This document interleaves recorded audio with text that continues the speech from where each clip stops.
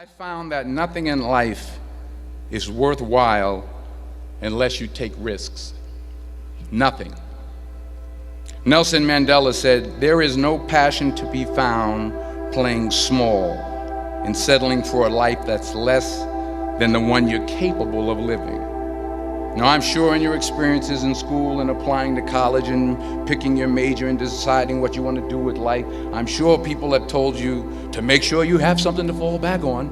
Make sure you got something to fall back on, honey. But I never understood that concept, having something to fall back on.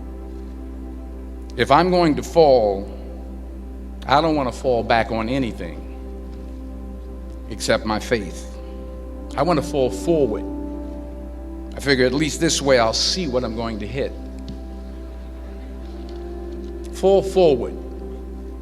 This is what I mean. Reggie Jackson struck out 2,600 times in his career, the most in the history of baseball. But you don't hear about the strikeouts. People remember the home runs. Fall forward. Thomas Edison conducted 1,000 failed experiments. Did you know that? I didn't know that. Because the 1,001st was the light bulb. Fall forward. Every failed experiment is one step closer to success. You've got to take risks, and I'm sure you've probably heard that before, but I want to talk to you about why that's so important. I got 3 reasons, and then you can pick up your iPhones. First, you will fail at some point in your life. Accept it. You will lose. You will embarrass yourself.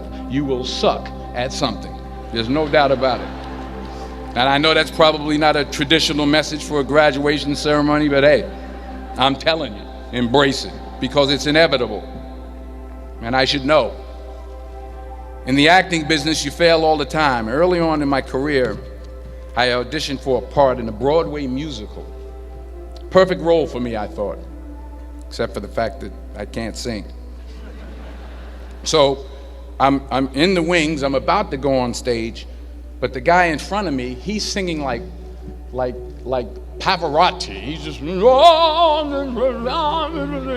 he's just going on and on and on, and I'm just shrinking, I'm getting smaller and smaller. So they say, "Oh, thank you very much, and you'll be hearing from us." So I come out with my little sheet music, and it was Just My Imagination by the Temptations. That's what I came up with. So I hand it to the accompanist, and she looks at it and looks at me and looks out at the director and was like, "All right." So I start, I'm gonna sing. I'm like, and I'm not saying anything, so I'm thinking I'm getting better. So I start getting into it. So I assumed I didn't get the job.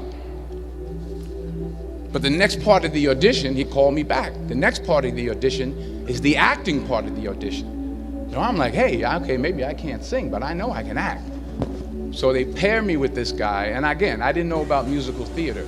And musical theater is big, so they can reach everyone all the way in the back of the stadium. And I'm more from a realistic, naturalistic kind of acting where you actually talk to the person next to you. So I don't know what my line was. My line was, "Well, hand me the cup." And his line was, "Well, I will hand you the cup, my dear. The cup will be there to be handed to you." I said, "Oh, okay." "Well, should I give you the cup back?" "Oh, yes, you should give it back to me, because you know that is my cup and it should be given back to me." I didn't get the job. But here's the thing. I didn't quit. I didn't fall back. I walked out of there to prepare for the next audition, and the next audition, and the next audition. I prayed. I prayed, and I prayed. But I continued to fail, and fail, and fail. But it didn't matter, because you know what? There's an old saying, you hang around the barbershop long enough, sooner or later you're going to get a haircut. So you will catch a break, and I did catch a break.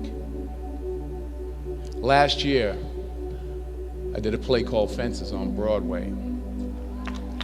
Someone talked about it. won the Tony Award.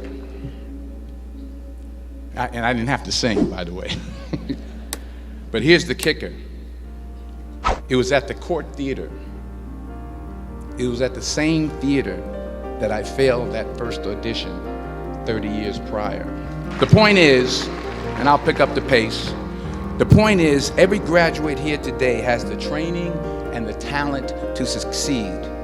But do you have the guts to fail? Here's my second point about failure.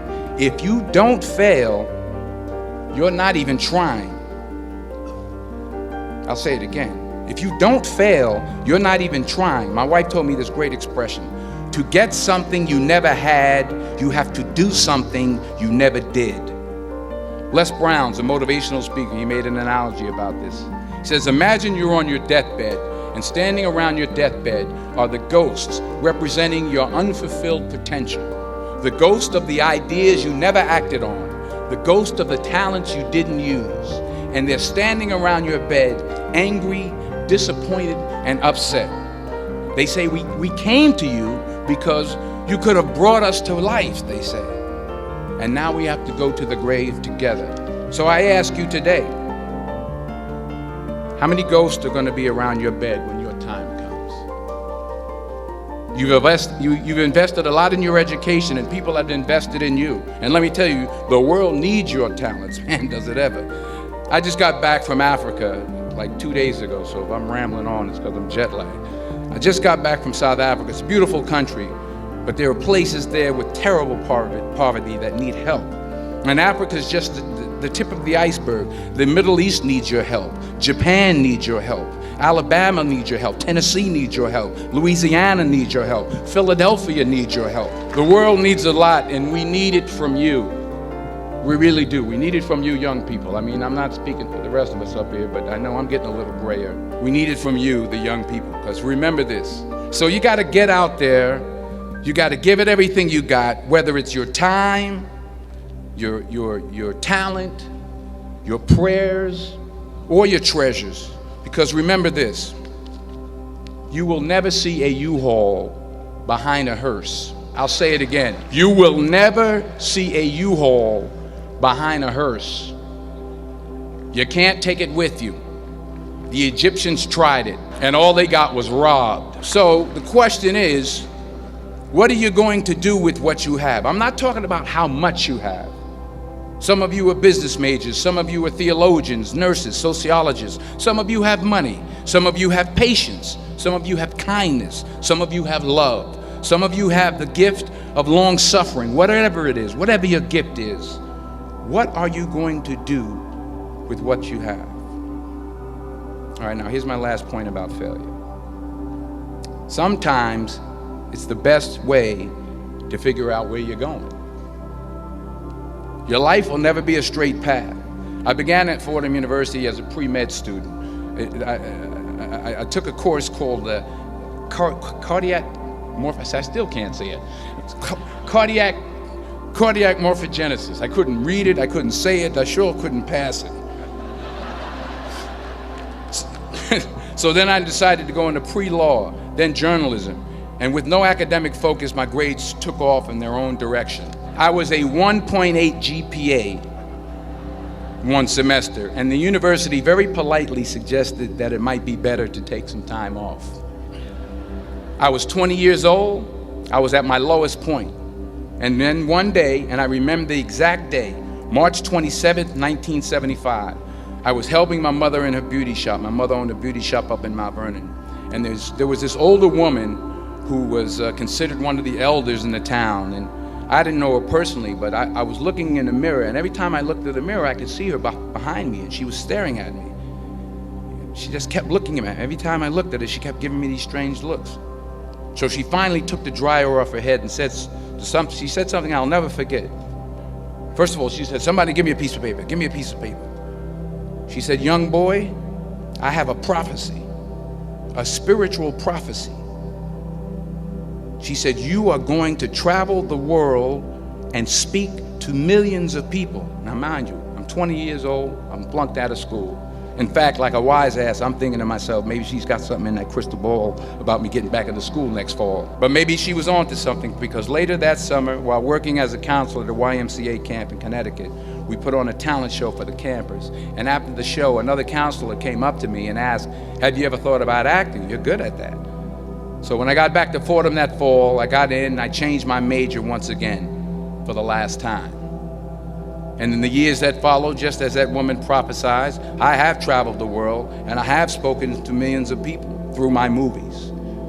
Millions who up till this day couldn't see me, who up till this day I couldn't see while I was talking to them, and they couldn't see me, they could only see the movie. They couldn't see the real me. But I see you today, and I'm encouraged by what I see. And I'm strengthened by what I see. And I love what I see. One more page, and I'll shut up. Let me conclude with this one final point, and actually the president kind of brought it up. It has to do with the movie Philadelphia. She stole my material. Many years ago, I did this movie called Philadelphia. We filmed some of the scenes right here on campus. Philadelphia came out in 1993. Most of you were probably still in diapers. Some of the professors too. That cracked me up. But it was a good movie. Rent it on Netflix. It's a good movie. Rent it. I get 23 cents every time you rent it. It's about a man played by Tom Hanks who's fired from his law firm because he has AIDS. He wants to sue the firm, but no one's willing to represent him until a homophobic ambulance chaser lawyer, played by yours truly, takes on the case. In a way, if you watch the movie, you'll see everything I'm talking about today. You'll see what I mean about taking risk or being willing to fail. Because taking risk is not just about going for a job. It's also about knowing what you know and what you don't know. It's about being open to people and to ideas. In the course of the film, the character I play begins to take small steps, small risks. He very, very, very slowly begins to overcome his fears. And I feel ultimately his heart becomes flooded with love. And I can't think of a better message as we send you off today. To not only take risks, but to be open to life, to accept new views, and to be open to new opinions, to be willing to speak at a commencement at one of the best universities in the country, even though you're scared stiff. While it may be frightening, it will also be rewarding. Because the chances you take, the people you meet, the people you love, the faith that you have, that's what's going to define you.